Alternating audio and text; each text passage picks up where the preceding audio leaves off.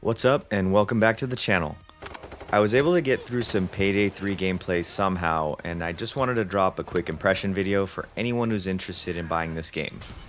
For anyone new, we're a small and growing YouTube channel, and our focus here is impressions and reviews for all major releases. Gaming is my favorite hobby, and I'm so happy to be sharing my thoughts with everyone. Now on to Payday 3, which is honestly already off to a really shitty start.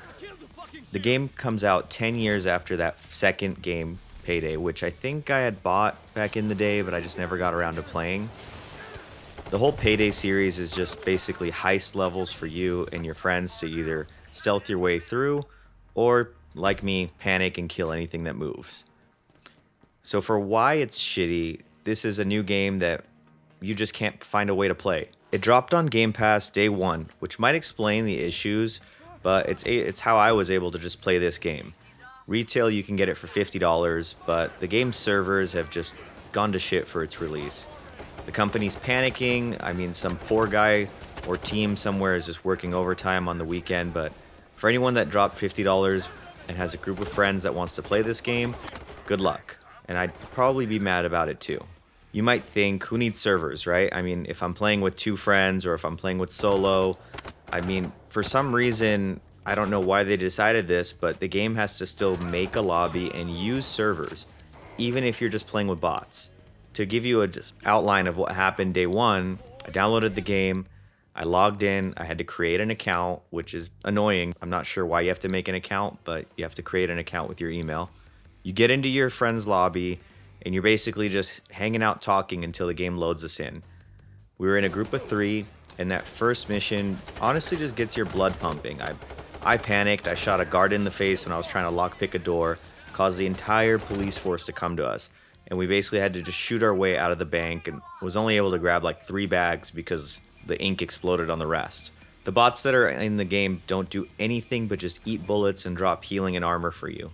Thought it was just really wasteful that they couldn't at least just help out a little bit. I mean, just grabbing a bag would have been nice, but I guess the game wants to focus on the whole multiplayer aspect. We took our cash and we just upgraded our guns, added some silencers, changed out our masks. I mean, I think that aspect of the game is actually really cool.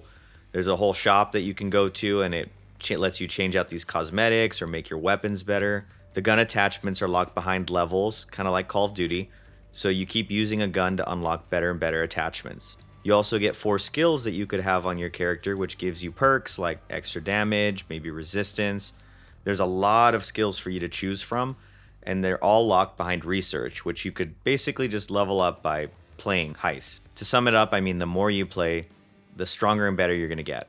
I love heist movies like The Town, Den of Thieves, even the Ocean's movies. I had fun playing the game when I was able to, but besides that first mission, me and my friends weren't able to get into any games after that. I even decided to try to play solo and just tried even the next day. Nothing was working. I just could not play the game. I finally got lucky and I was able to get through 4 levels somehow, each with like a different focus and a different way to rob the place. When I'm able to play the game, I actually have a little bit of fun. The gameplay practically requires having friends though. You can queue up with randoms or you could play private matches with bots. But I mean, again, if you're playing with bots, good luck. They do nothing but combat and drop the healing items. I hated just how much money I missed out on because a bot just couldn't help me loot. You have to do all the lockpicking, and for some reason, you can only carry 1 key card at a time. So I was locked out of certain doors, even though I was able to find 2 different key cards. For some reason, they made it to where the bots can't carry any key cards, they can't tie up hostages, they can't send hostages out to delay the cops from coming in. You have to do all of this by yourself. And if you're playing solo, you have to be either perfect stealth or just go guns blazing and just have chaos happen. When it comes to guns, they feel smooth. I like how each one sounds so far. I like the car alarms. I like the bank alarm. All of the sound effects in the game, even as far as like how the special troops are that try to electrocute you or stun you with stun grenades, all of the sound just immerses you in that experience, and I think it really just adds to the game. Total for the campaign, there's about 8 missions with 4 being added as DLC. I mean, I think there is a bit of a miss here not having like a story mode. It's kind of a story mode, but not really. They have these cutscenes that just play, and they're not even just full, acted cutscenes. They're just like drawings with with voiceovers. In my opinion, I think it's a really big miss considering the last game was 10 years ago. And I mean, they could have just added like a really cool storyline or campaign for you to go through. I was getting like GTA vibes from back in the day when you're doing heists, and in my opinion, I kind of expected that, but it wasn't really all that. You get like a debrief right before, you're able to watch a scene or two, and then you just start the mission. When you get to the mission, you could do it in any way you want. So think Hitman level of freedom.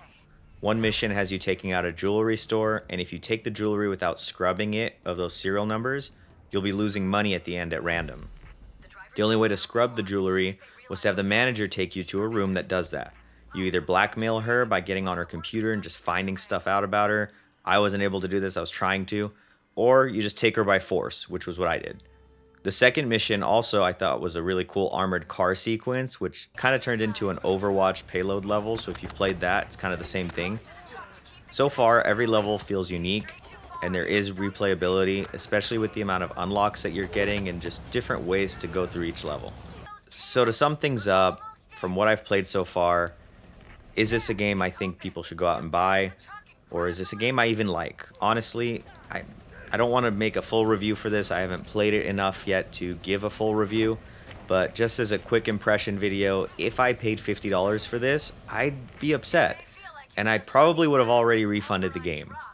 Not because it's a bad game, but the game should work.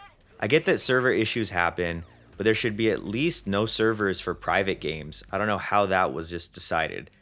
And I mean, I'm not someone who likes to queue up with randoms. If you don't have a dedicated group of friends to play the game with, the bot experience is okay, but I mean, it's nowhere near as fun as playing with friends. Together, you're able to accomplish so much, but if you play solo, you're really just missing out on what feels like maybe half of the game. Because instead of having a team help you manage a heist, you have to do everything. If you are subscribed to Game Pass though, why not? Give the game a try, give it a download, see if it works for you. I think the core gameplay is fun when it does work, and I could definitely see myself just firing this one up after work with some friends and just running a couple heists. So that's it for my Payday 3 impressions. I think Game Pass owners won't mind, but I think it's just a really big missed opportunity. I mean, the servers, the whole issue here that happened with its launch, it's at the point where it's preventing people from playing something that they paid for and that they've been waiting a long time to play. I think if you made it this far, if you liked the video, drop a like, hit the subscribe button so you don't miss anything.